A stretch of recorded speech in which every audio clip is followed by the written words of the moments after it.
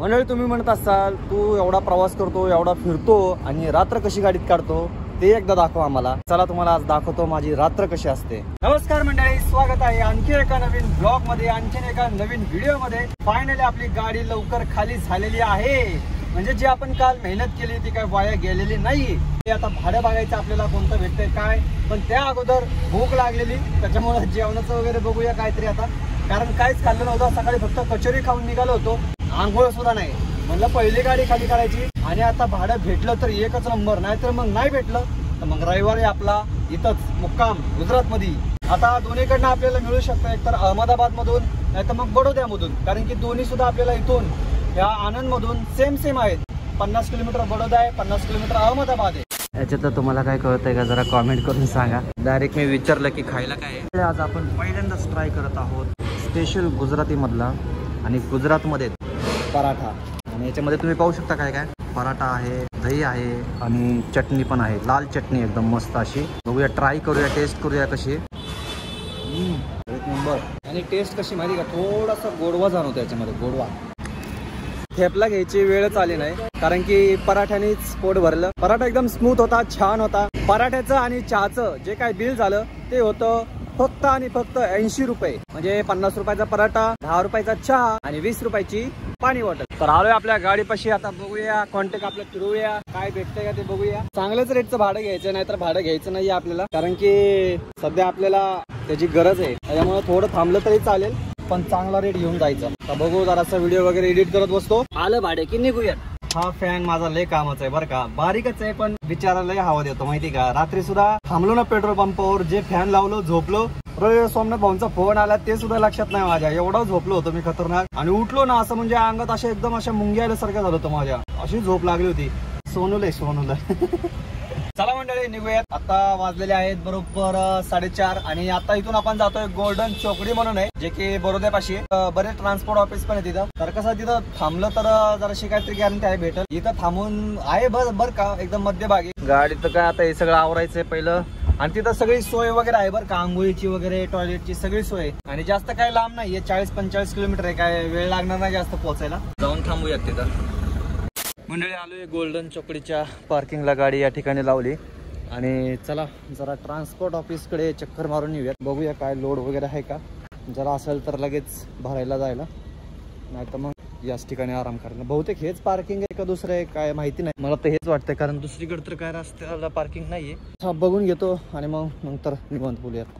मंडळी वाजले आहेत रात्रीचे 7:45 आणि त्या ठिकाणावरून गाडी काढली आणि मेन रोडला आलेलोय. आणि या ठिकाणी आपण जेवण करणार आहोत. हा आहे राजस्थानी ढाबा. स्पेशल या ठिकाणी डाळ बाटी पण मिळते आणि जे पाहिजे तुम्हाला म्हणजे शुद्ध शाकाहारी या ठिकाणी जेवण करणार आहोत. आता उद्या आहे रविवार, त्याच्यामुळे काय आहे की उद्या ट्रान्सपोर्ट ऑफिस वगैरे बंद असतील आणि आज काय आपलं बुकिंग कन्फर्म वगैरे काय झालं नाहीये. आणि पार्किंगला बघू इथंच थांबेल, नाही तर मग सकाळी ट्रान्सपोर्ट ऑफिसला जाऊन थांबेल. या ठिकाणी 2 ऑप्शन आहेत, तर डाळ बाटी आणि दुसरं जे आहे ते आहे रोटी आणि भाजी. तर आपण रोटी आणि भाजी घेतो, डाळ बाटी एवढं म्हणजे जास्त होईल. पाहू शकता ही आहे थाळी. इथं आहे कांदा, हे कढी, बटाटा भाजी आणि ही डाळ, चटणी वगैरे टाकून असं मिक्स केलेले. आणि ही आहे तवा रोटी. आणि मी घीवाली घेतो स्पेशल, कारण कसं जेवढं तू खाचाल तेवढं चांगलं बाहेरच्या प्रवासामध्ये. तर या जेवायला. आणि टेस्ट विचारच नका, टेस्ट राजस्थानचे जे हॉटेल आहेत ते टेस्ट एकदम जबरदस्त असते. आणि एक वैशिष्ट्य म्हणजे तुम्हाला याच्यामध्ये फक्त जे आता पुढचे पैसे लागतील ते फक्त चपातीचे म्हणजे तवा रोटीचे लागतील. बाकी भाजी जी आहे ती तुम्हाला एकदम फ्री भेटणार आहे, अनलिमिटेड. तुम्ही किती पण खाऊ शकता. मस्त असं ताव मारतो. आणि आता काही गाडी चालवायची नाही, आपल्याला झोपायचंच आहे. त्याच्यामुळं पोट भरून जेवूयात. आज कुठं जायचं नाही, उद्या पण कुठं जायचं नाही बहुतेक, त्याच्यामुळे आता काही टेन्शन नाही, मस्त झोपता येईल आपल्याला. टेस्ट वगैरे एकदम मस्त आहे, एकदम परफेक्ट आहे मंडळी. त्याच्यानंतर आणखीन एक घीवाली रोटी घेतली आणि मस्त असं ताक घेतलेले. एकदम जबरदस्त असं जेवण झालं आज, विषयच वेगळा झाला आज जेवणाचा. जेवल्या अशी सुस्ती यायला लागली ना मला, असं वाटायला लागले डायरेक्ट दरवाजा उघडावा आणि डायरेक्ट पडावं. बाकी काहीच करायला नको असं झालेलं आहे. कालपासून 3 तास झोपले फक्त. तिथं थांबून सगळे रील्स वगैरे, व्हिडिओ वगैरे जे काय आहे ते सगळं उद्याच्या उद्या स्टॉक जो ठेवलेला आहे तो सगळाच एडिट करून घ्यावा असं वाटतंय मला. वेळ नको वाया घालवायला. तर चला आता मस्त आवरतो वगैरे. भरपूर असा कचरा झालेला म्हणजे बाटल्या वगैरे सगळं काय झालेलं, सगळं काढायचं होतं मला. चांगली जागा बघत होतो, ढाबा वगैरे बघू म्हणजे नाही का, आंघोळी वगैरे साठी गाडी जरा स्वच्छ करता येईल, पण तसं काही भेटलं नाही. त्याच्यामुळे मला जाऊ द्या, सकाळ सकाळीच क्लीन करूया. आता झोपूयात मस्तपैकी. व्हिडिओचं एडिटचं बघूया. माझी तर गॅरंटी कमी आता, कारण की अशी झोप लागली ना. मंडळी, तुम्ही म्हणत असाल तू एवढा प्रवास करतो, एवढा फिरतो आणि रात्र कशी गाडीत काढतो ते एकदा दाखव आम्हाला.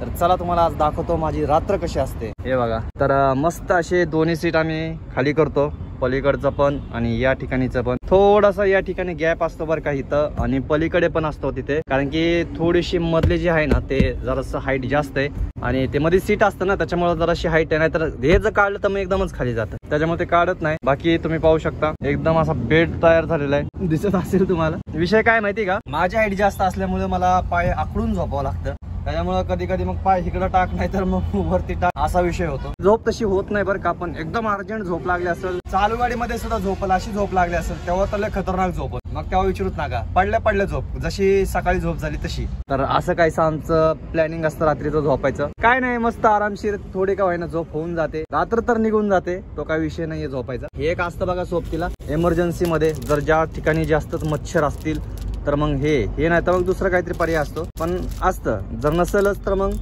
मजाच आहे. आणि दुसरं म्हणजे सगळ्यात महत्वाचं म्हणजे हे एकदम बेस्ट आहे आपलं. तुम्हाला आता पडून दाखवतो मी की कसा झोपतो आता आतमध्ये. हे एक मध्ये दांडक असतं बरं का हँडब्रेकचं, ते फक्त जरासं अडतं बरं का ह्या गाडीला. बडा दोस्तला वेगळी गोष्ट दिलेली, बडा दोस्तला तुम्ही खाली करू शकता हँडब्रेक मध्ये गाडी असून सुद्धा, पण ह्या गाडीला नाही. मग मी काय करतो, गाडी घेअर मध्ये आणि प्लेन ठेवतो, त्याच्यामुळे मग मी डायरेक्ट असं दाबून खाली करून टाकतो, टेन्शन नाही. एकदम खाली झालं की मस्त असं बेड तयार झालंय आपलं. काचा शक्यतो थोड्याच उघडतो मी, किंचितशा अशा, म्हणजे नॅचरल बाहेरची हवा थोडीशी यायला पाहिजे, किंवा आतमधलं जे कार्बन डायऑक्साईड आहे ते बरोबर ना, तर ते बाहेर जायला पाहिजे. त्याच्यामुळं बाकी इकडची पण आपली काच थोडीशी नॉर्मली अशी, बस एवढंच. आणि आता उघडायची अशी, बस एवढंच. हे झालं आपलं एअर सर्क्युलेशन साठी. बाकी जर लयच मच्छर आले तर मग सगळं बंद, आणि मग चालू आपला मेन कॅरेक्टर. ये थोडस त्याचं मुंडक जरासं खालीवर झाले बरं का, तिथं झोपल्या बरोबर हवं लागते. आता तुम्हाला मी झोपून दाखवतो कसं झोपतो आम्ही. एवढेच पाय त्याच्यात माझे, मग काय करायचं, एवढं मान वरती जाते माझी अशी, पण हवा मस्त लागते. हवेचा विषयच वेगळा आहे. मग नाही तर मग असं करायचं, हे बघा आता मोठ्या ह्याच्यात दाखवतो, असं पाय डायरेक्ट इकडं खाली घालून डायरेक्ट स्टेअरिंगच्या खाली घालायचं, असं वाकडं जरासं. हे पण असं इकडे खाली घालायचं. हे झालं आपलं असं झोपणं. पण एक आहे की वाऱ्या पावसापासून बचाव करतं, ते ठीक आहे. तर मित्रांनो, अशी आमची रात्र असते गाडीची. दिवसभर गाडी चालवायची आणि रात्रभर एकदम मस्त असं अशा टाइप मध्ये काही आमचं हे बेड असतं, पण आमच्यासाठी ते मोस्ट लक्झरियस हॉटेल पेक्षाही भारी. बरं चला झोपतो. Good night. भेटूयात सकाळी. Bye bye. See you. Sweet dream.